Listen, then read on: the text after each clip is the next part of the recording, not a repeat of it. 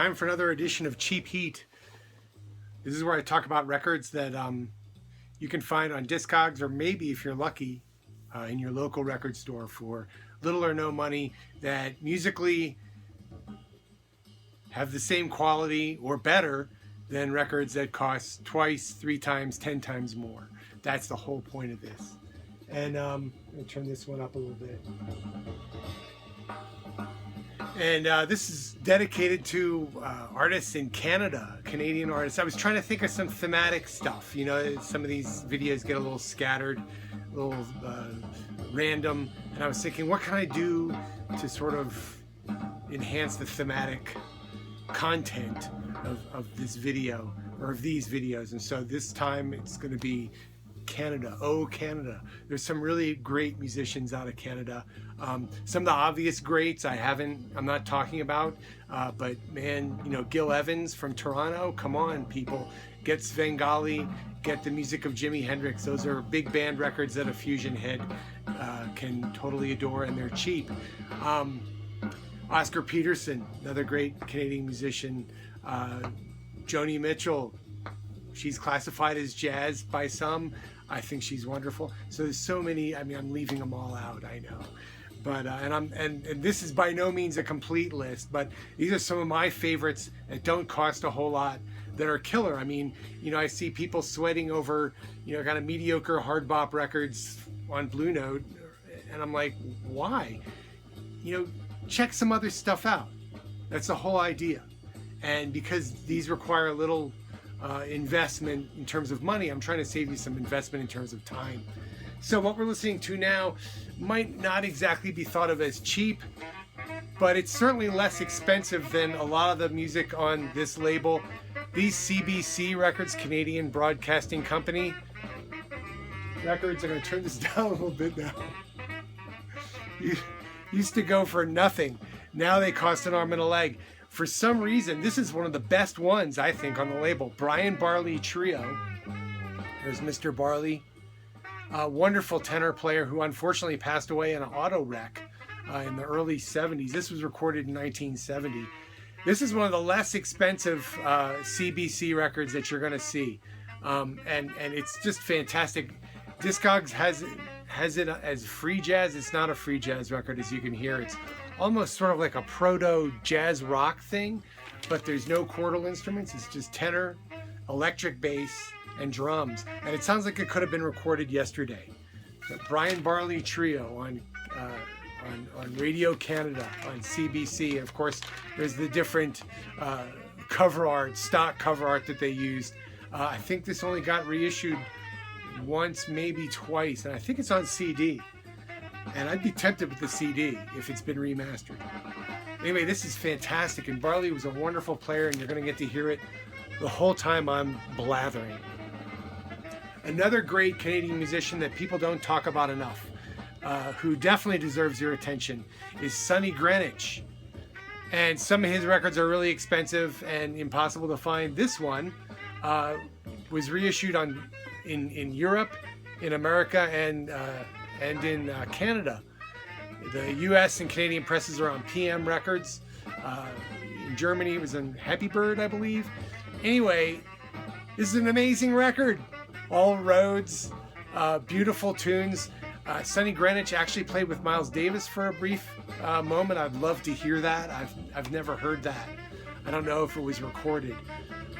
But he's a jazz legend in Canada, and he's just an amazing player. To me, he's right up there with Tisiji Munoz and Holdsworth, and just total master of guitar. Certainly a different sound than Holdsworth and Munoz, but just beautiful lines and wonderful improvisations. Very, you know, classic jazz in a way, but not stuck in it. I don't know how he kind of exists. You got to experience Sonny Greenwich. And this record is not an expensive record, and it's also one of his very best. The band on this is amazing. Don Thompson on Fender Rhodes. We'll talk more about him. Claude Ranger on drums, who's also, you can hear him in the background here. He's also the drummer on the Brian Barley. And Gene Perla on bass, who ran PM Records. And just a fantastic player who played with Elvin Jones for quite some time. Anyway, if you ever see this, get it. Just don't even ask questions. Just grab it, grip it. Here's another great Canadian artist that you may not have heard of. Is this upside down? Yes. It's upside down. Now it's right side up. And this is Paul Cram, not Graham, Cram, C-R-A-M. And he did a number of records, sort of in a free jazz, post-Mingus, Sun Ra-like style. This is my favorite by him, though, and it's cheap. It's called Beyond Benghazi. And it's got Julius Hemphill on it. So, I mean, to me, that's automatic purchase. Really excellent band here. Kind of a large, it's called the Paul Cram Orchestra, but it's more like a little big band. It's more like a non-tat or 10-tat. It's not a big band record by any stretch. There's some great musicians on this. Rich Underhill from the Shuffle Demons is on this. John Gazowski, a really excellent, under-recognized guitarist, is on this. Has a great solo on one tune. But this is really an excellent record, sort of, again, in a post-Mingus, post-Eiler, Sun Ra sort of mode, but it's not totally free. It's pretty, the compositions are pretty heavy, and Julius Hemphill is just on fire. So Beyond Benghazi by the Paul Cram Orchestra. Great record on a small label from Canada. Here's another Canadian artist that I've always really enjoyed, Tim Brady. This is his debut record, recorded in the early 80s, 83 to be exact. A trio with Neil Swainson, another incredible Canadian musician on bass, and Terry Clark on drums. Terry Clark's one of my favorite drummers. I'm a drummer, so take it from me. Terry Clark is amazing. He's great on this. And this is a really cool record. In 1983, jazz guitar record, you think Pat Metheny sound alike, but no, not at all. Yes, it's a jazz guitar record, but every tune is different. There's sort of some brooding ECM acoustic stuff on this. There's some hard bopping, post bopping stuff, and there's some pretty out stuff on this. But Brady sounds like no one else. And interestingly, this is the only that I know of. I might be wrong on this. The only jazz record, pure jazz record that Tim Brady made. After this, he went and became more of a electronic musician, more academic, avant-garde classical type guy, experimental type guy. But this Chalk Paper is, like a $5 record. It delivers the goods and then some. It's a great guitar trio record, very challenging, but isn't gonna give you a headache. It's really excellent, and the band is tremendous. Another great guitar player from Canada is Rob Carroll. I've got two of his records, and Rob Carroll Trio, which again is another 80s trio record, 83, same year as the Tim Brady record. David Pilch on bass, you'll be hearing that name a number of times, and Mike MacLeod on drums. You'll also be hearing that name. A lot of these guys play on each other's records. This is a great record. This does start out sort of in a Metheny-esque style, but quickly diverts into other areas. It's not nearly as avant-garde or as challenging, overtly challenging as the Tim Brady is, but it's got some very interesting sort of nooks and crannies to it, and I really enjoy Carroll's playing. It's really a fine record. It's a little bit more pricey than some of the other cheap heaters that I'll be talking about today. We're talking more in the $10 to $20 range, but it's worth it. It's worth it. There's another Rob Carroll record, and this is with a quintet, and this is actually from '81. And this has Ron Allen on saxophone. We'll be talking about him. Ted Moses on piano, who did a number of really interesting releases on the CBC label, which go for a little bit beyond the cheap heat price point. David Pilch again and Mike MacLeod. This is a little bit more conventional than the trio record, but nonetheless very good, and gets into some very sort of spiritual jazz / modal jazz areas at times. I like it quite a bit. And again, a $10 or $20 record as opposed to a $5 record. But Rob Carroll, you should pay attention to him if you like jazz guitar.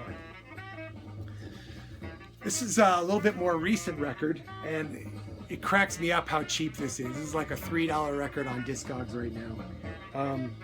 John MacLeod, recorded in 1988. Trumpet, guitar, bass, and drums. There's some very heavy, kind of fusion-y almost sounding stuff on this. There's some post-bop type stuff on this. This is a really cool record though. I really like it. It's one of those things that I ordered as sort of a throw-in, but it was actually better than the record I ordered with everything else that I paid more for. So there you go. That's the essence of cheap heat right there. Again, some really great players on this. Barry Romberg on drums, kind of a hard-hitting drummer. He's kind of the reason why this gets out of the jazz standard sort of mode. He goes a little bit beyond, above and beyond the Call of Duty in that regard. Scott Alexander on acoustic bass, and Mark McCarran on guitar and guitar synthesizer. John MacLeod, all original tunes, wrote the tunes, plays the trumpet, and has a beautiful sort of warm, mellow sound on the trumpet. I recommend this record heartily. And like I said, there's some post-bop stuff, swinging stuff. There's some definite sort of fusion-y, almost crunchy sounding stuff on it. It's called Ruin by John MacLeod. MacLeod also produces records. He's very active, not just as an instrumentalist, but as a facilitator of interesting music in Canada. And this guy, Graeme Kirkland, oh my gosh, what an incredible record this is. This is sort of like if you took Bill Frisell, Shannon Jackson, and Melvin Gibbs, their record, Power Tools, and added a saxophone to it, you'd kind of be close to what this is all about. This is an amazingly, amazingly, deeply wonderful record.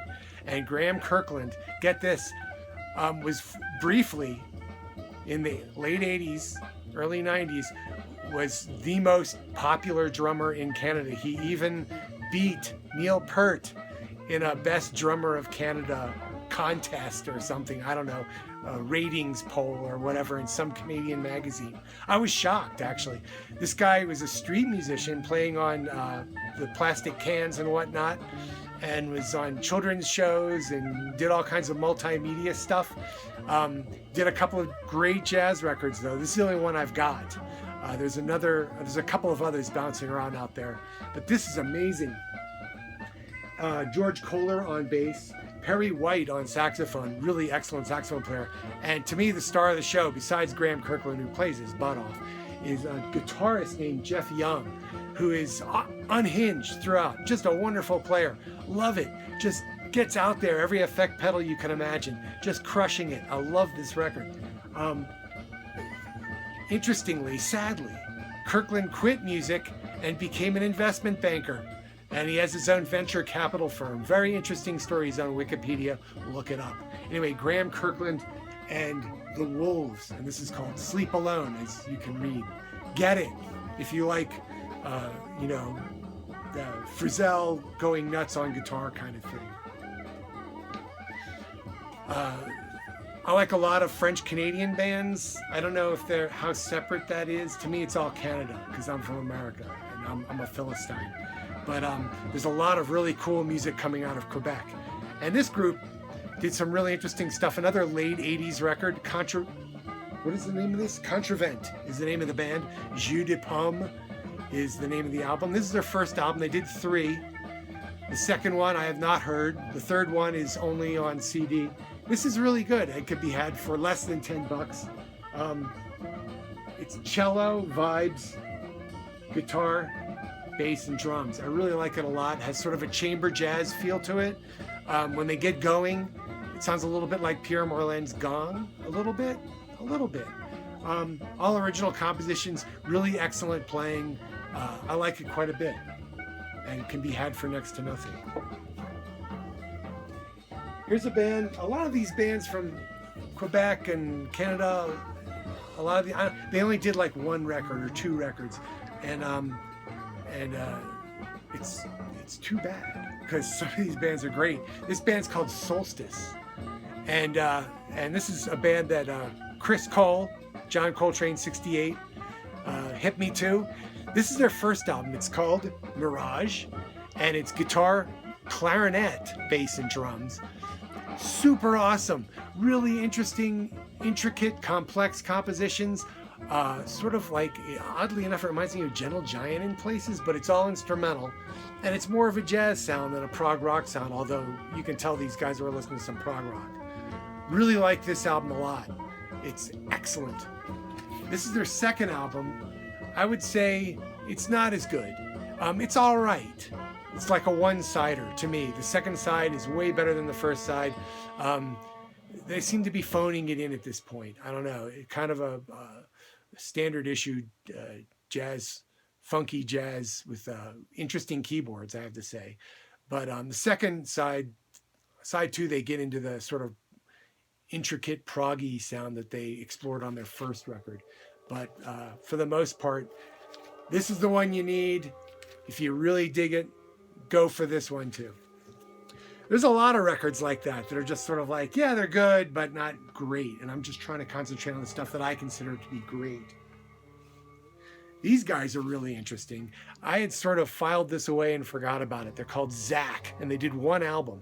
It turns out, little Discog search, one of them was in a group with most of Maneige. I can't remember the name of the group, but I think it was the drummer was in a group. I think he went to college with the guys from Maneige, and we're going to get to Maneige in a minute. All of these guys were in basically, they were the backing band for an Elvis imitator named Johnny Farago, who is popular in Canada in the 60s and 70s and probably into the 80s. And I think they made enough money to do their own thing. And this is like one of those strange jazz rock, funky jazz rock records that just doesn't really sound like anybody else. It's hard to pigeonhole because they're not Weather Report imitators. They're not Mahavishnu imitators. They're nobody imitators. I really like this record a lot. Again, the first side is pretty good. The second side really takes off and gets into some strange areas. Again, kind of almost progressive rock sounding. But I'm guessing these guys had some money from their Johnny Farago gig, and they thought, we're going to go into the studio and do our own thing. And I wish they'd done more. Most of these guys were like studio musician types. And you know, I think when the studio musician guys get to do their own thing, they kind of go for it. And they can also play great. So yay. Zach, get that one. Here's another band that did 2 records and then disappeared, Aquarelle. I have their first record. I don't really like it that much. It's kind of like a symphonic progressive rock record with wordless vocals and no electric keyboards. And I don't know. People dig it. I don't. The second record is much better, oddly enough. Usually it's the other way around. Second record's a lot better, much more varied, gets into some jazz and funk territories, a little bit more soloing. It's a live record, so I think that kind of explains it. Different vocalist on this. Again, there's some scat vocals on it, no words really. I like this record. It's really good. It's not great, but it's not going to cost you much. And if you like this sound, if you like the 70s fusion sound, you should definitely check out Aquarelle. Here's another record by a guy who's sort of a legend, was sort of a legend. He's passed away, unfortunately, in Canada, Doug Riley. He led a band called Dr. Music, which was sort of like a prog rock takeoff on Blood, Sweat, and Tears. They even had like the David Clayton Thomas style vocalist who was like, you know, like chest beating, hairy chest, Zodiac medallion type vocals, you know, roar, like that. I can't stand that stuff. I don't know about you. But this is all instrumental jazz record. All roads on side 1 except for one track. They do a cover. He does a cover of Zappa's Chunga's Revenge, which is really cool. Second side is all acoustic and gets out there. And this is an amazingly good record. Again, on the PM label. Don Thompson is on bass on this, not piano. Claude Ranger on drums. And Michael Stewart on saxophone, a wonderful saxophone player that not a lot of people know about, who's only, I think he did one record as a leader. That's pretty expensive. It's really good though. But this is a wonderful little record, and shouldn't cost you more than $20. Dreams by Doug Riley. Great Fender Rhodes sound on it. Getting a little bit more into the rock fusion type mode. This is a record that I thought was really expensive, and then I don't know, the price dropped on it or something. It's a group called Strangeness Beauty, and it's Ron Allen on saxophones and synthesizers, David Pilch on basses, and who's the drummer on this? Mike Slowski is on drums. Anyway, this is a really interesting record. Some of the melodies are a little bit pat, but there's like a lot of sequencing and stuff. I think that they were wanting to have this really full sound as a live band, and by and large, it really succeeds. There's some really great samples on this record too, if you're into that kind of thing, percussion and sequencer things going on. I like this a lot. It's definitely sort of an early 80s sound. Very unusual record. And no vocals or anything like that. Ron Allen plays some tablas on a track. He's a really interesting musician who later on did a bunch of new age records, actually. But Strangeness Beauty, very cool record. I think it's on C Note, which is, it's on C Note, which a lot of these records are either on PM records or C Note records. So I think that's the end of my Brian Barley record. So I'm going to lift the tone arm. I'm back to the, by the way, the Bang & Olufsen died. So I'm back to the Thorns, and I put a new cartridge on it, and it fixed everything. So it's been 20 minutes. I'm going to do part 2 of Canada because the record ran out.